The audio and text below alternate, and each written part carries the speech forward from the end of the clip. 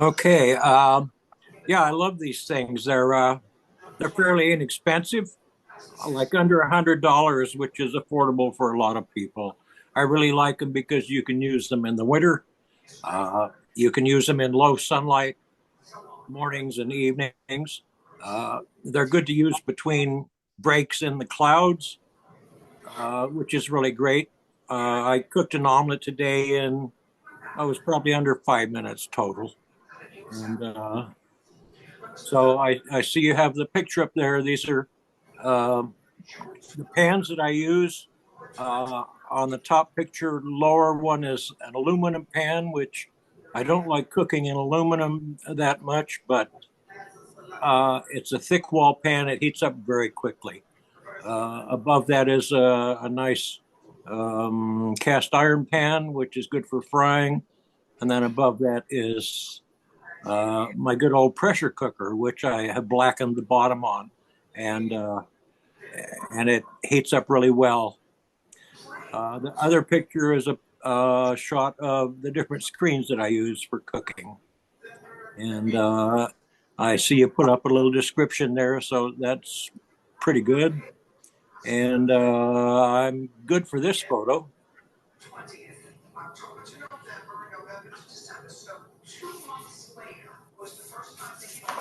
Okay, here's the omelet I made today, and there's a description up above. With the price of eggs going up, I made it a one egg omelet. So it came out pretty tasty. Just takes a couple of minutes to heat up the pan. I plop the omelet in and shake it around a little bit, and then uh, use a spatula to move it around, and then I take it off the cooker and roll it onto a plate. Once it's heated up, the pan, you can probably just take it off and cook because it retains the heat for quite a long time. Makes pretty good eggs. And we're probably good with that one. Good.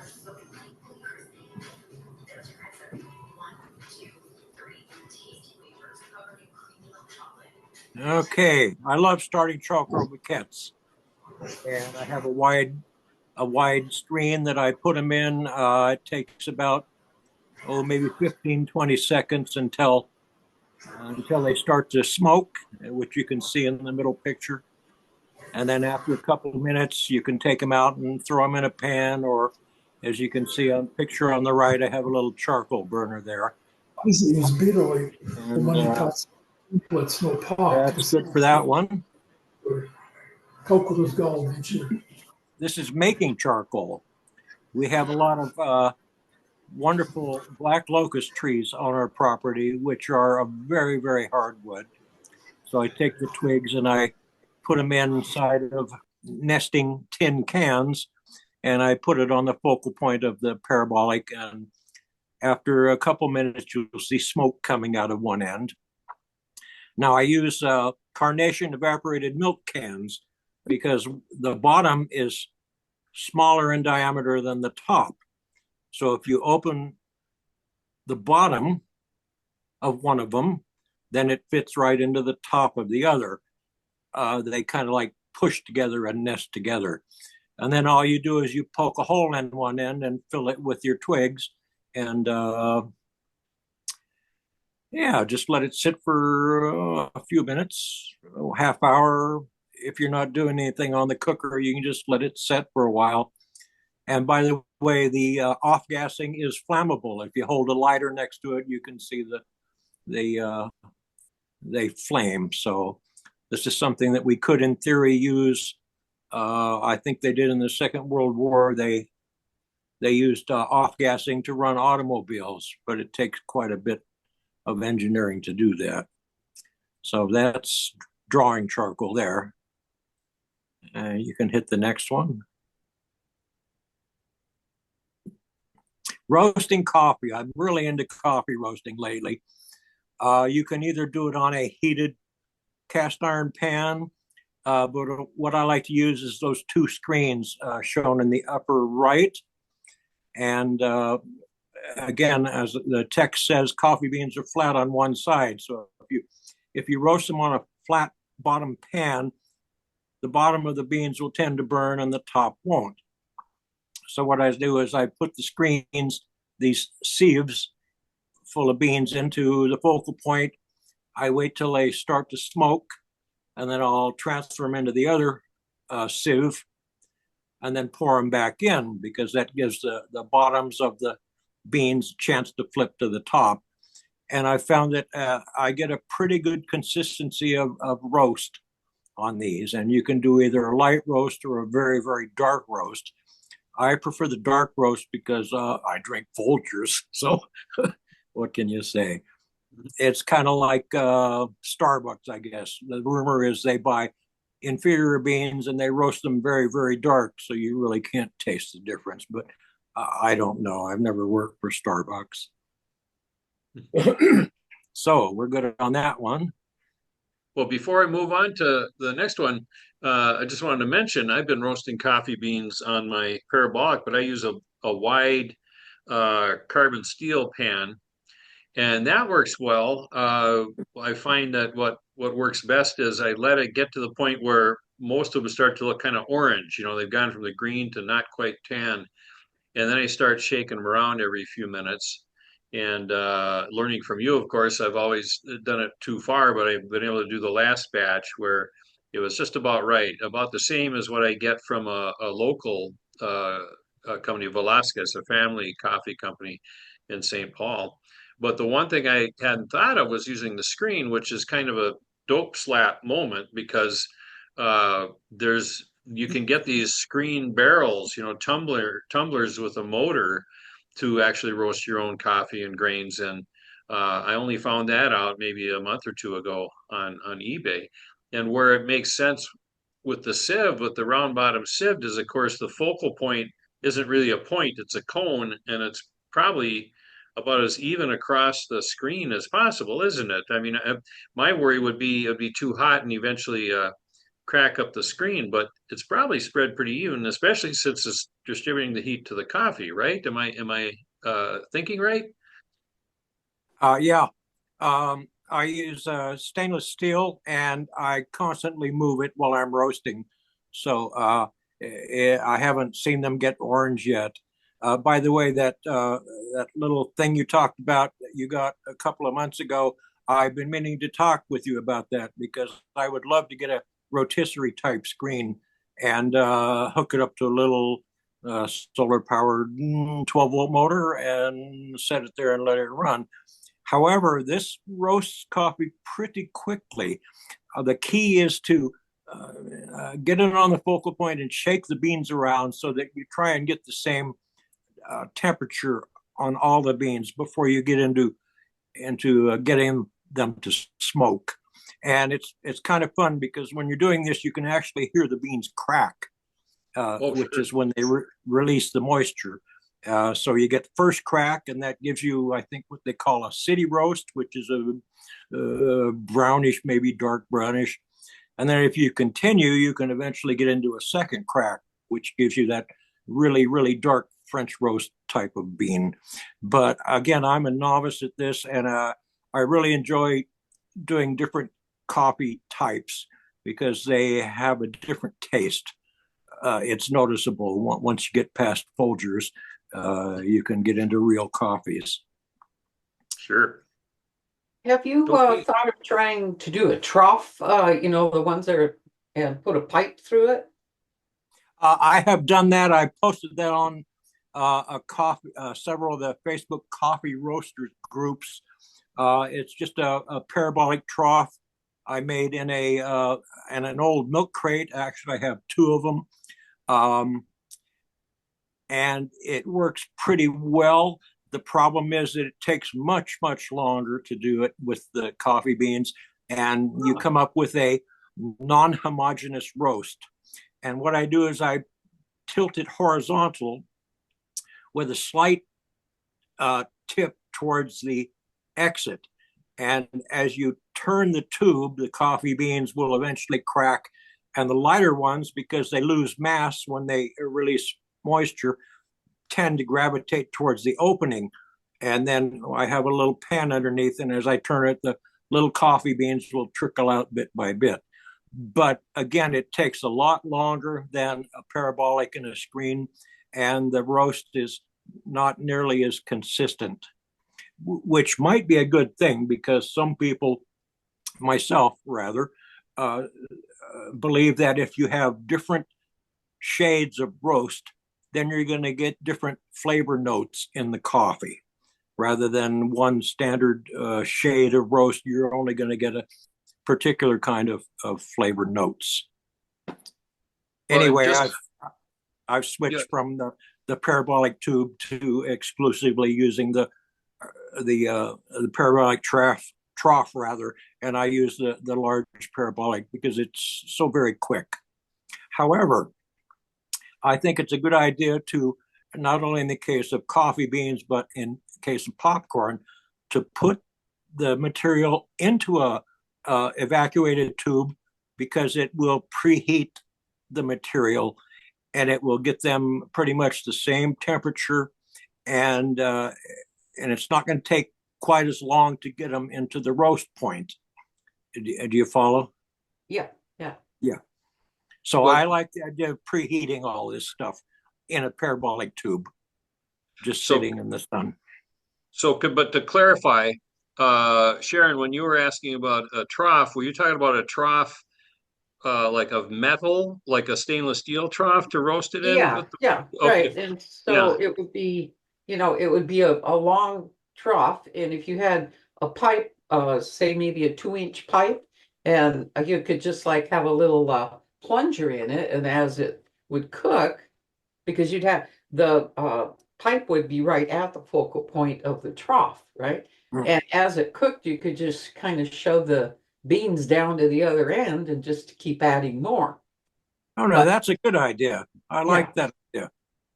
that's only up here in my head right now. Mhm.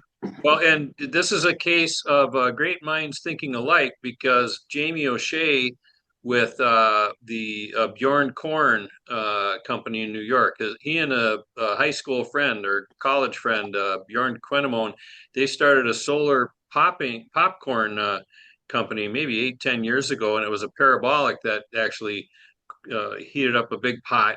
And they switched to PV, but in the meantime, Jamie said he wanted to roast coffee, and he put a just a semicircular reflector in the ground, and then a tube of about 4 or 5 inches wide of stainless steel that he did drop coffee beans into, and it wasn't at the point where he wanted it to be, but he had a rake that he stuck into the tube to swirl the beans around, Ah, yeah. and it was working. Yeah, I could smell the beans.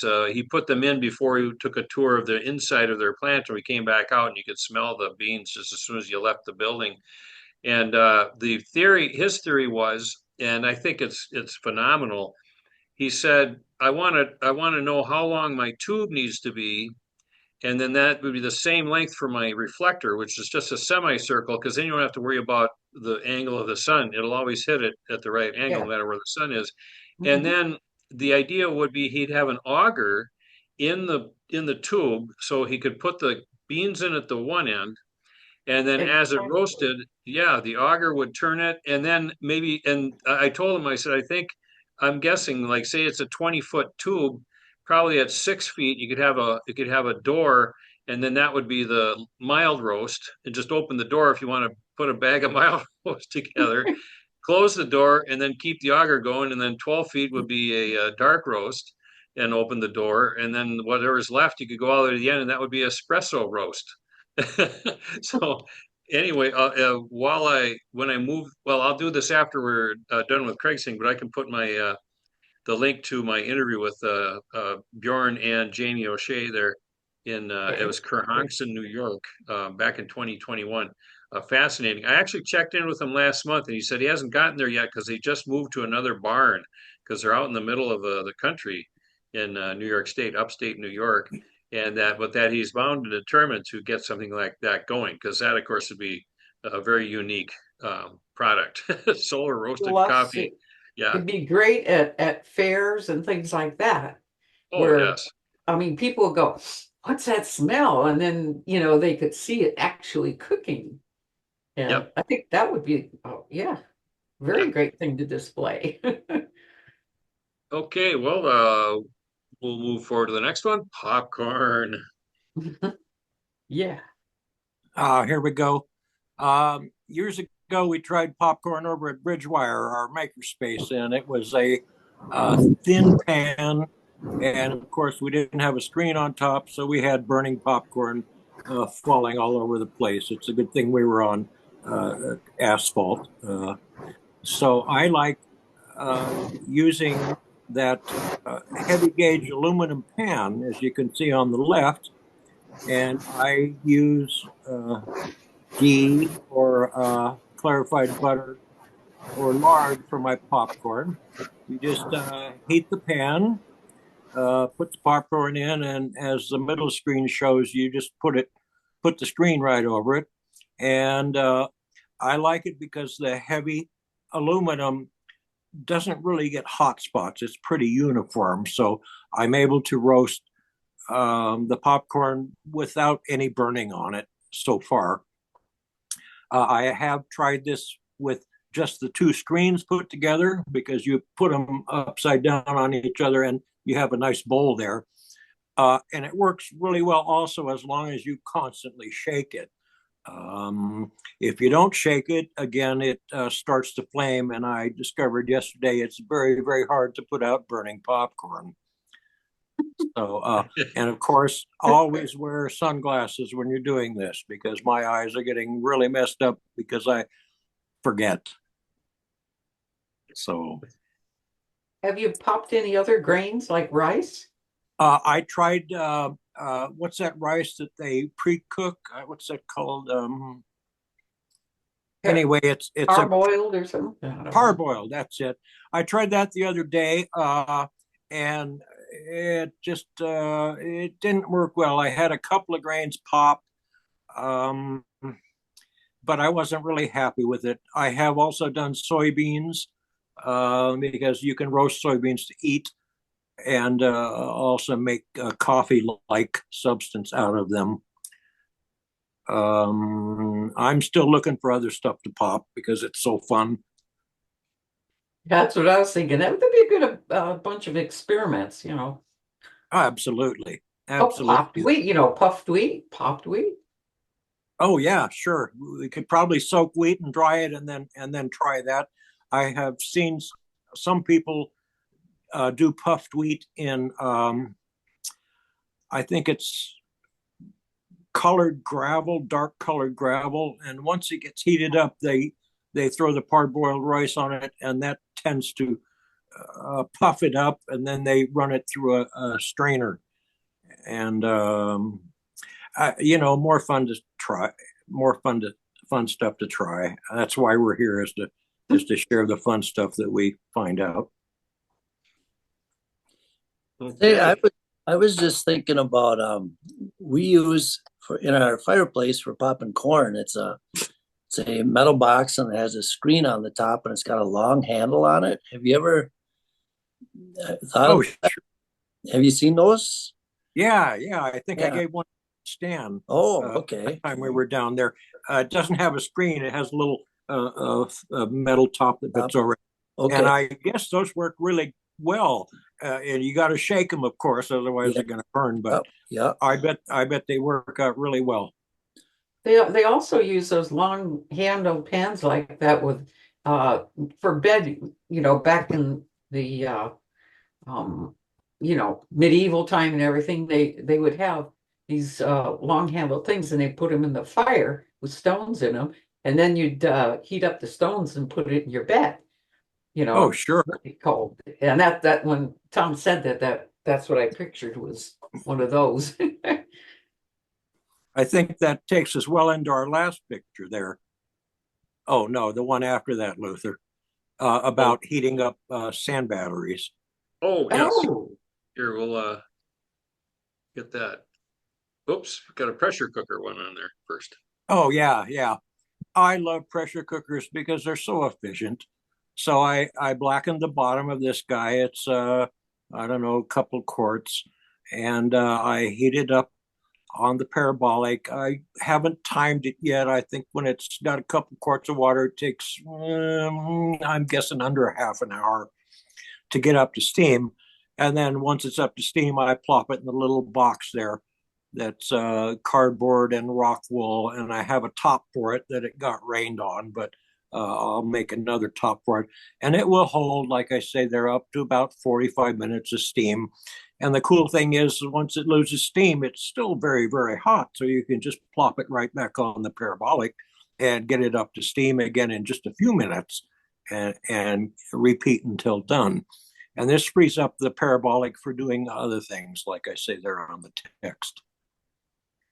Yeah, that is one point that I keep forgetting when I do presentations to point out, especially with parabolics, that you can cook a larger volume in a shorter period of time, and you can do successive meals, over the course. If something takes an hour, and you can do a side dish also in an hour, well, you could have a full 7-course meal by the end of the afternoon if you time things right, especially with pressure cookers and hay baskets and so forth.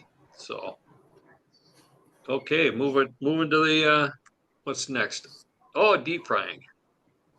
Oh, yeah. Great stuff. Great stuff.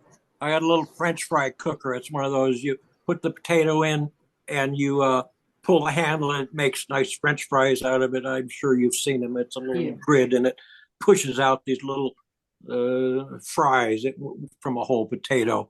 So what I'll do is I'll heat up the nice cast iron pan using lard there, as you see, which I think is non-toxic. I mean, we've eaten lard and tallow for hundreds of years, So also probably good for onion rings, which I haven't tried yet, but it's a whole new range of things to do. And of course, you need a strainer to pull it out afterwards. As I say there in the text, the smaller parabolics, the fold-out parabolics, will do small batches, but they don't get nearly as hot as this big parabolic does. Once on the smaller ones, once you pop in a few fries, it loses temperature very quickly. But this big one works quite well.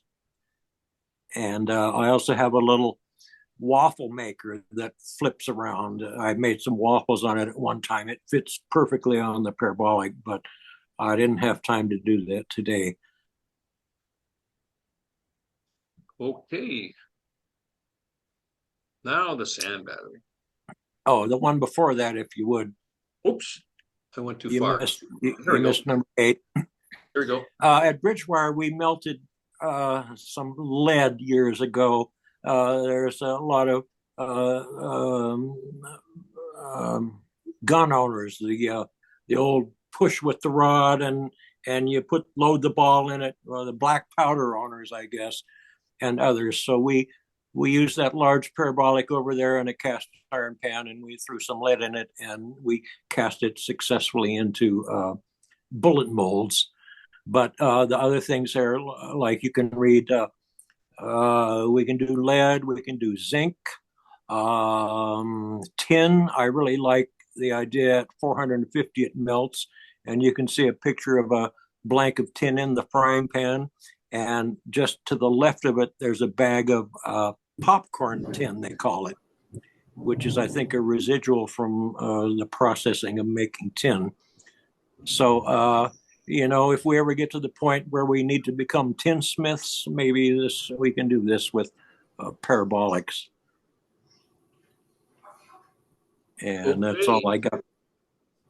And finally, sand batteries we were talking about, heating them up in the fire and putting them in the bed at the bottom of your feet so you stay warm at night. Well, sand batteries are fairly popular, I guess, people with parabolics, and even using PV panels. I've gotten a coffee can full of sand with a couple of, I think there were 20-watt resistors. I had 2 or 3 of them buried in the sand, and one day I went out in the afternoon and measured it, and it was over 1,000 degrees.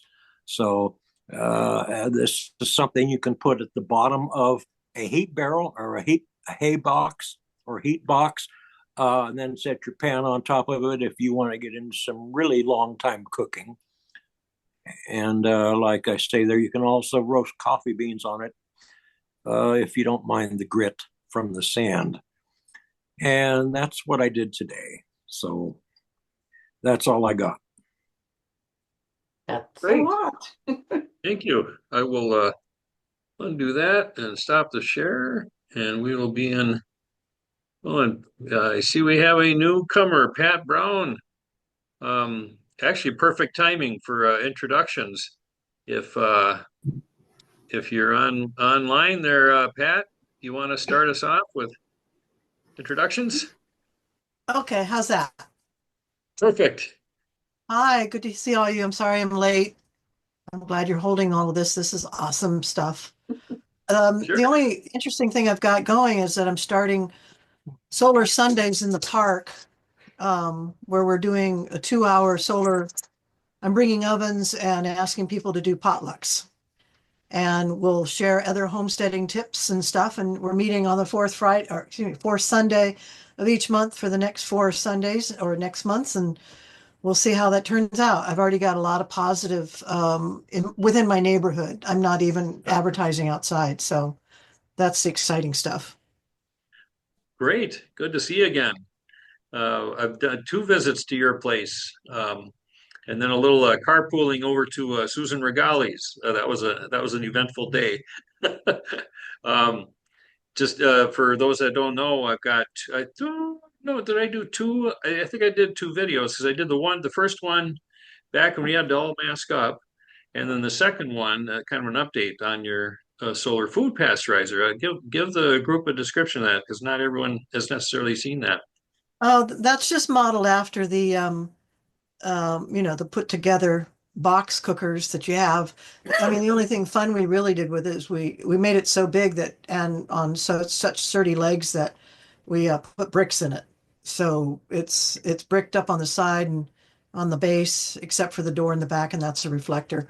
But it just has one mirror for solar gain, and it seems to get up to 180 or 200 on still days, and that's enough for everything I throw in the back of it. So I just throw things back there. It's always on sunny days, and people walk by it and they go, "What's that?" So Good. Great. Well, Leave it and out there. yes, and for myself, I mean, we've up till the point where I visited you, I'd always talk to people about water pasteurization and using the WAPI, that little WAPI thing with the wax to show that. But it just that, of course, you can pasteurize foodstuffs with it and scrap foods so anyway, look up Pat's video on my channel because it's really amazing. Okay, next we'll go to on my screen. I just see Andy. Quick update. Anything you've got going or anything you'd like to share with the group? I think the video has frozen. Yeah, I think his video is stuck. Okay, we'll get back to you if you get unstuck. The Kurt Vonnegut phenomenon, unstuck in time. Next up, we got Sharon. Oh man, I mean, where does it end, Sharon? It never ends, right? No, I can't. Well, I just started experimenting with a new what would you call it? A new way of making the greenhouse. So I found a wire basket that fits over the little the standard roaster. And so I thought, well, that's about as high as my slow cooker bag is. And so it fits in, and this is like what do you call it? It's the small size of the bags. And so I just put it out there today. I had about half an hour, and it got it up, I don't know, just about 200, but it was like 3 o'clock in the afternoon. So I couldn't get it too far, but this is just my latest. Sure. When experimenting with materials, that's always it's productive because even if you find out, oh, that didn't work, it melted or whatever. But if you find something that does work, something that can be shared, that's so important. Thanks. Yeah, because it actually, the bag, even though it's just a cooker bag, it'll fit under the pan so that you can pretty well seal it and hold the Sure. heat. I'll have to Yeah. try it in the middle of the day next time. Sure. Well, and I don't know, Tom, do you have anything new going on with solar cooking or drying or anything else? Tom and I are co-conspirators in a project that my wife and I, Joe and I, are working on getting a van in the fall. She's going to retire in April, and we're going to do probably 4 or 5 different legs to a trip where everyone I visited before, I'm going to brighten your door again with our van, which we're going to try to camp out in as much as possible. And I've been leaning on Tom for all sorts of advice on, solar charging of batteries, alternator, use an alternator to charge up batteries and so forth, not and everything else. But anyway, anything new, Tom, or you're just holding the line? There we go. No, I haven't. Well, this last week here in Minnesota, we had so much sunshine that Sunshine? unbelievable. We had so much sunshine and bright, beautiful sunshine. And the problem is, and I hate to admit it, but after the first couple of days, it's like, what else is there I can cook? I got so much cooked. So the last like 3 days, I didn't do any cooking at all because I was just heating up what I'd already cooked.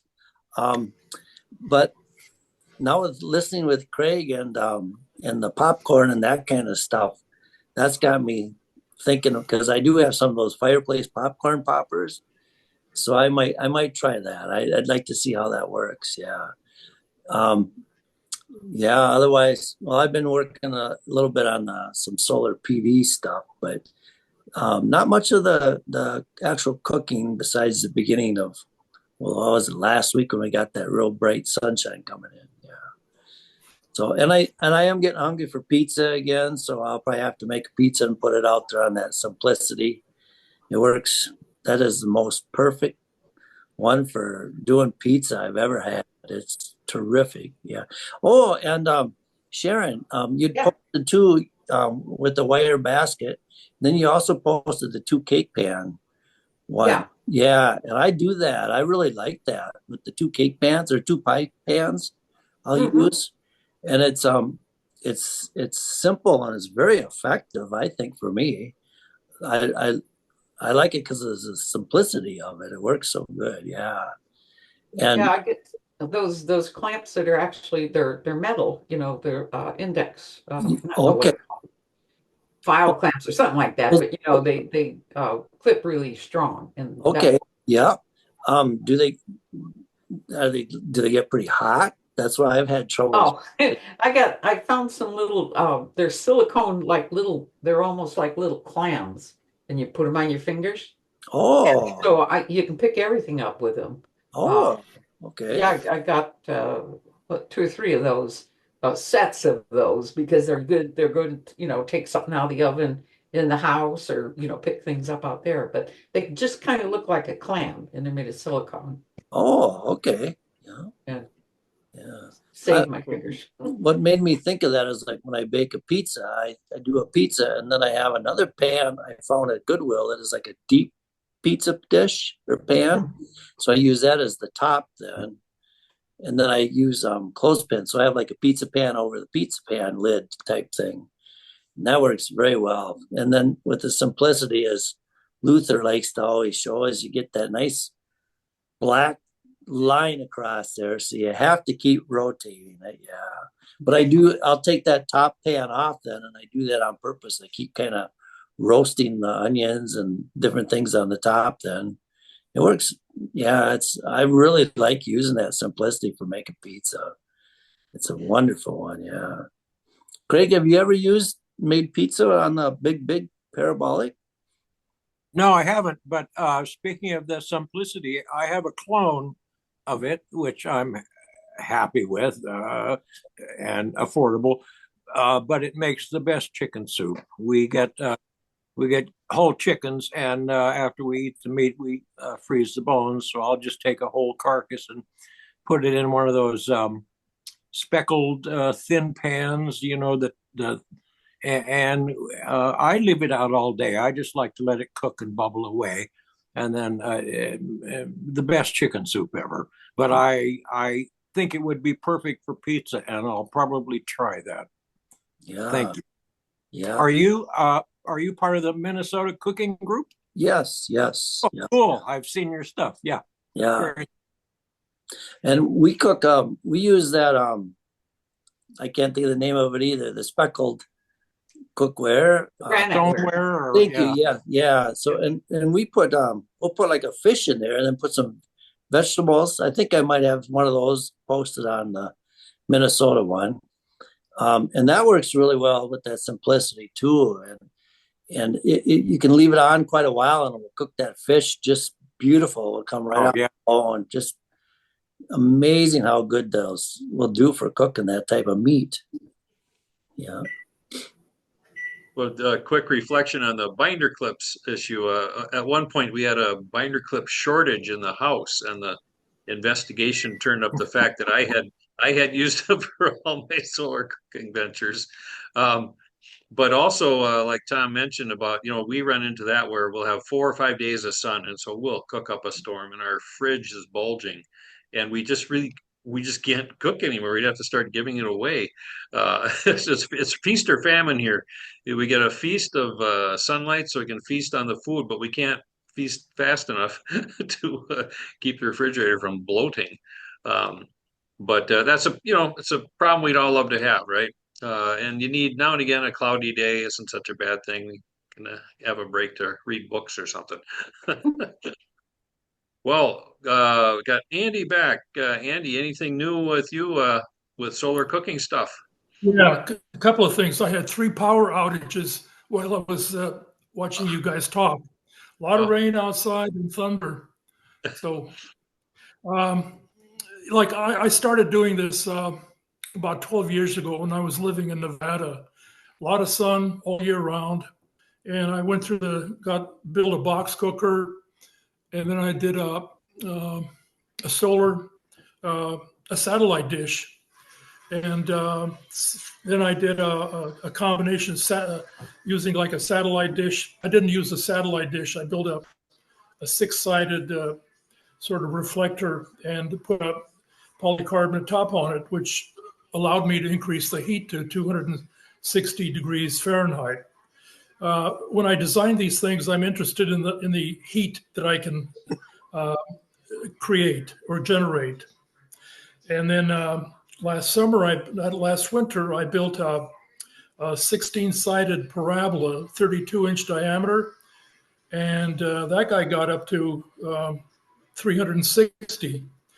I measured the temperature by putting oil in my cooking pot and submerging the probe in the oil because by just having the probe loose, I'm not sure if you get an accurate temperature, but having it in the oil, it'll go up to whatever the max temperature the cooker will provide. And now I was sort of thinking a couple of months ago, am I finished with this? And I thought, well, maybe not. I was looking for a reflector, a parabolic reflector. And last year I purchased a stainless steel bowl, which is about 22 inches diameter. Yeah. It was shiny, but I put the reflective tape on the inside, but I found out that it did not have a focal point. It just kind of randomly, the light, the sunlight was bounced back into the bowl, and I couldn't get my oil hot enough, and it took I don't remember how long it took to boil water. And I thought, well, I can't find a parabolic dish. But then I was looking at at photography supplies, and there is a dish available which is called a beauty dish. It's used to bounce light off no, there's a built-in lamp, and that lamp bounces light off for portraits. And I bought the beauty dish. The largest one made is 27-inch diameter, and it's like 8 inches deep. And I did some tests on it, and the focal point is inside the parabola. It's not outside. All of my parabola reflectors that I have built, I wanted the focal point to be inside, lower than the bowl. And I did some measurements on it, and I used this is a LED pointer that simulates the light or the sun, and I can point it down on the dish, and it'll bounce off like it's sunlight. And there's two types made: LED and laser. Don't use the laser, because if you get it on your eye, it's bad. The LED are quite safe, and they're like $6 from Amazon. But it's a really good way to simulate where your sun is coming from and when it's going to hit the reflector, and where's the light going to bounce off. So even like box ovens that have these reflectors, on four sides, this will allow you to maybe angle your reflectors better where you want the light to end up. And then when I start out my design, I usually spend time on a drawing, and this is half scale. And what it shows is where the focal point is, and where the light's coming down, and where it's bouncing off. And when I get my drawing where I can get it to work, I then continue with the build.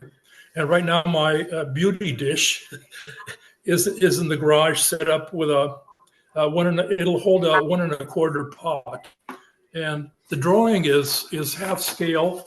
And what I do, I use a little pot profile of the pot I made, which is half scale, and I can lay it over the drawing, and then also see what happens to it when the dish is tilted, for sun in the afternoon or sun in the morning, and what happens to the dish and what happens to the sunlight hitting the pot. And so I'm in the garage now with this solar beauty dish, and the beauty dish is like $90, which it's a lot easier than to make a parabola, because the one I made, the 32-inch 16-sided, it took a long time to make it. There were a lot of piece parts, and just getting it assembled without it falling. When it's all assembled, it's pretty sturdy, but it's like everything has to be assembled correctly, and so it ends up being a parabola. Yeah.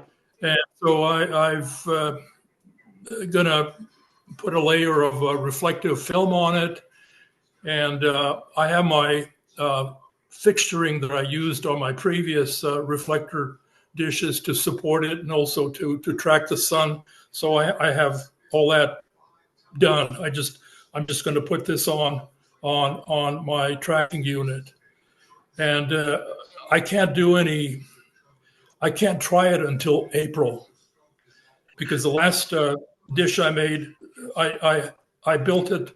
I started building it in December, and I think I was finished like in February. But there's no sun here. I live in Seattle area, and this is just it's either rainy or cloudy. Those are the two choices until April. And in April is the first month where I can see the sun for about 3 hours without any clouds. And most of my cooking is done. I start like 12 o'clock until 3 o'clock, which is enough time to cook whatever I want to cook. And again, I'm not really into the cooking part of it. I'm mainly interested in the design and how it works and how easy it is to store also, and how durable it is without being damaged. And the cooking is the cooking. I have this little pot is 1.5 quart, and it'll make bread and it'll do desserts for 2 people easily. And there are only 2 people living in this house, so I don't need anything that's like 4 or 5 quarts, and that's too big. So this is what next April. I'll start to do my tests by boiling water and see how long it takes to do that, because I have data from my previous reflectors cookers I built, and I can see how quickly it boils the water. So that's it. Oh, that's great. The using oil, that's again, every one of these sessions we put together, the dope slap. It's like, how many of you have done a test and you say, well, bring the water to boil, and well, that's all we can do. But the oil, you're right. The oil, you ought to be able to use that and know when does it hit boiling temperature of water, because it's 100 centigrade or 212 Fahrenheit. And then you can see what the maximum temperature would be given a particular cooker configuration too. So I'm making inking that into my list of things to start doing. So thanks for that. And also just the sidebar, of course, all these great solar cooking mines in Seattle. Tom Sponheim, Paul Hedrick.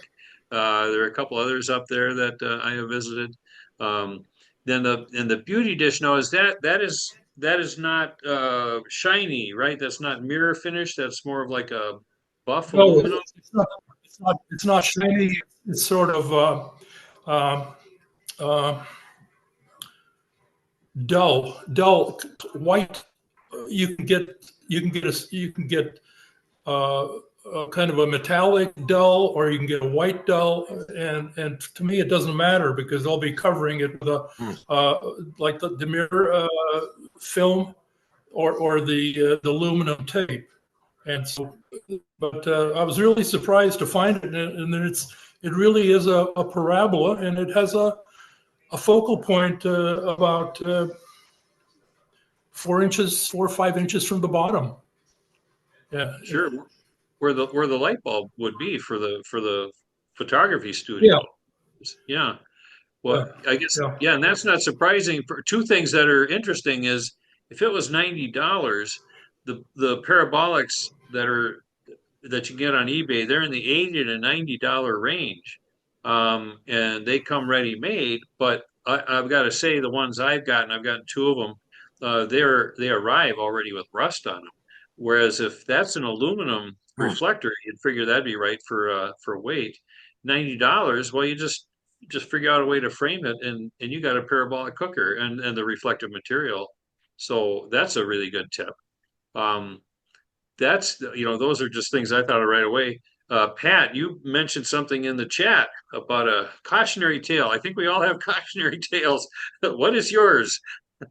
Well, occasionally you can get those very large cooking bowls that are bright and shiny, lovely parabolic shape. I had one stacked into a slightly larger one, so there was actually a heat buffer. And I'd left some old rags in it, and I had fortunately left it on a chair, and it got that morning sun. Here in Southern California, we lack for rain. I mean, if you want to send some of your rain our direction, I would appreciate it. You guys are getting pummeled. But we're needing that. We're really dry. And I had forgotten it, and then I had gone out in the morning and came back, and I could smell something burning and looking all through the house, and Jim found it outside, and it's like, it was a flame. It was definitely, the rags were burning. The bowl is about, this big. It was a big bowl. I used it for harvesting, but now it's got some good smoot stains. Fortunately, not near any other combustible items, it sounds It like. didn't burn down our house. I'm That's here to okay. talk about it. So Absolutely. You know, that's why I named my big parabolic Mrs. O'Leary's other cow. yes, yes.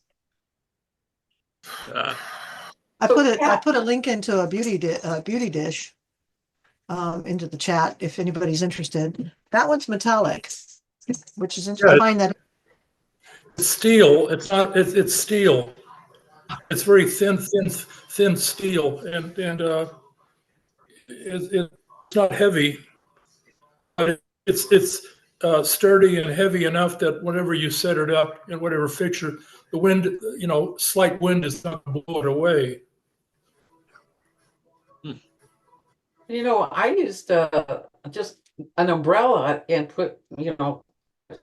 sprayed it with the glue spray and put Mylar, the space blanket in it. And it had a pretty good focal point, but I just didn't want to bother with all that, opening it and closing it and all that sort of stuff. And I know that back in the 60s, there was something called an umbrella, or no, sunbrella. That's what it was. And it was an umbrella, and that's kind of like the beauty dish where it opens up, right? And then it closes. No, it's not.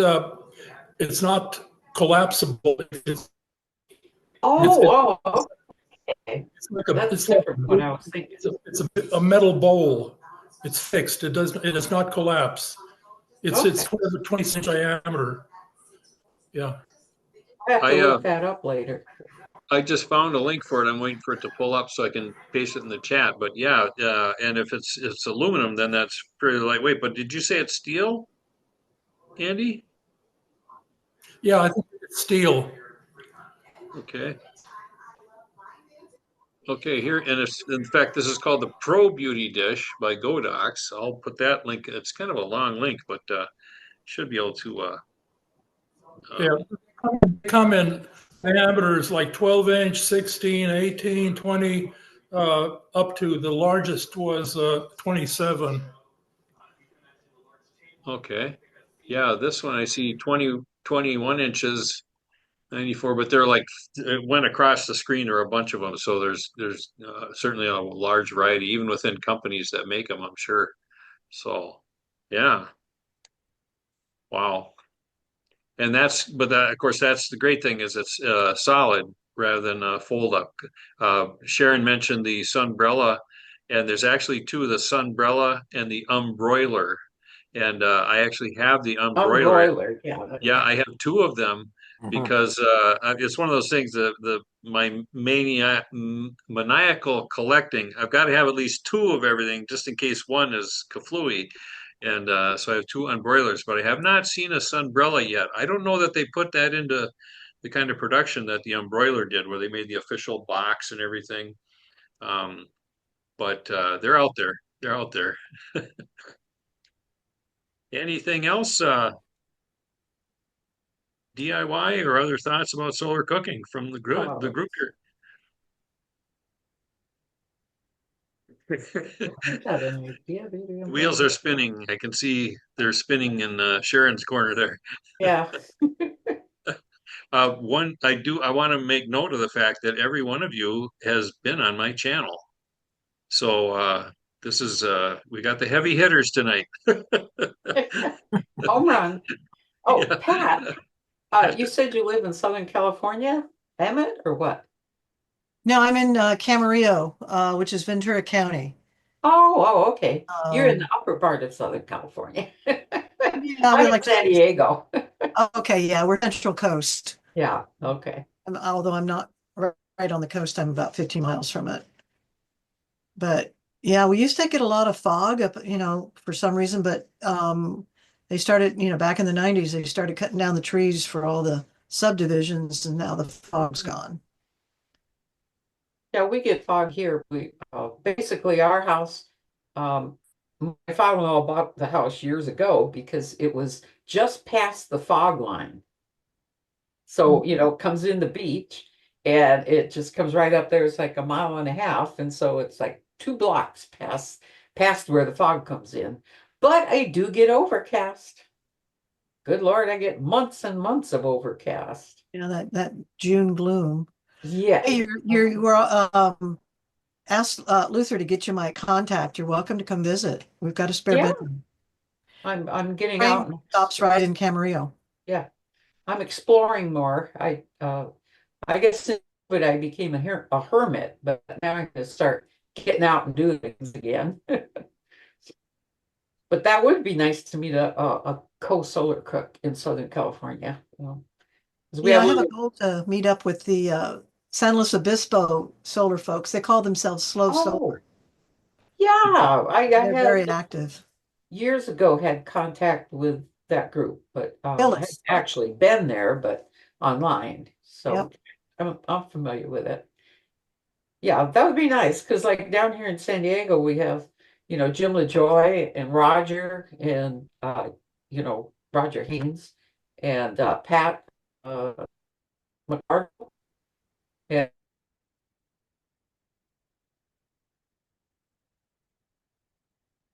That Rundle, remember him? Oh, Sharon's frozen up. Got someone shake her screen. Speaking of cautionary tales, I think that could be a theme for one of the DIYs. Because we all have them. Mine is the two SK parabolics, the SK14 and the 750, and I'd always bungee cord them face down. But one day we had a windstorm and it blew the SK 750 over. That's about 750 millimeters or 75 centimeters, 3/4 of a meter. I didn't notice it till the focal point had grabbed a 2x4 on my fence and burnt a little smile shaped char on it. The Oh, saving grace was the fact that it had rained and soaked my fence with the wind. And so when the sun came up, that board was still soaked enough that it just charred a little bit. I sliced that piece off and it is now on the side door of my garage. It's just that daily reminder, it isn't good enough to just bungee cord it. You got to weight it down, put a tarp over it, put it in the garage. You want to be it's a safe. real animal. Yes, yeah. And the terrible thing is, if it would have been worse, my fence when we moved in 30 years ago, it did a dog leg and almost connected with my neighbor's house. And so if the fence would have caught on fire, fortunately his house is stucco, so it probably wouldn't have done anything. But still, it would have been awkward. They're oh, good neighbors. sorry for the burn. It Yeah, was the yeah, sun, it wasn't me. yeah, Yeah, I yeah. did that with I made a little solar furnace with a magnifying lens. I showed that to you. And I got it up to 1200, right? That was the temperature out of that little lens. And so then one day I just forgot it outside and I got these deep burns that were this deep in the wood. So I'm going to redo that one with metal of some sort. Sure. It'll be harder to burn. Yes. Okay. Well, I know as soon as we hang up, I'll think of 59 other questions, but this was great. Really appreciate Craig coming through with all those extra uses for a parabolic and just thinking outside the box all the time. Um, uh, he's going to be a repeat visit for me with my cameras. If you saw my second visit with him, the solar wall. What did you call it? The solar wall, Craig? It was the with the solar panels, but then also the reflectors on the table and then on the wall. So you could just put tubes out there and uh, things in turkey bags, and it would cook. Yeah, it was I think the two mirror wall or the solar wall. The PV panels were just there to use with a resistive element in my sun oven. Yeah. So I could just leave it out in the morning and I would go out and it would get up to like 450, I believe, 460 degrees with and I could just leave it there because it never rains here. So, yeah. But it gave me the idea that part of our house, well, it's the south side of our house where there's just a narrow gap between our house and our neighbors. And in the summer, though the sun does get all the way to the ground, past our foundation, a little bit of the yard even. So I thought, that'd be the perfect place to do a solar wall like that with the reflector, and then just put a card table or just a folding light table with the mirrors, and use that to cook large stuff when we have large gatherings. So something to replicate. Okay, well, any last items? Otherwise, we'll let you get back to your lives.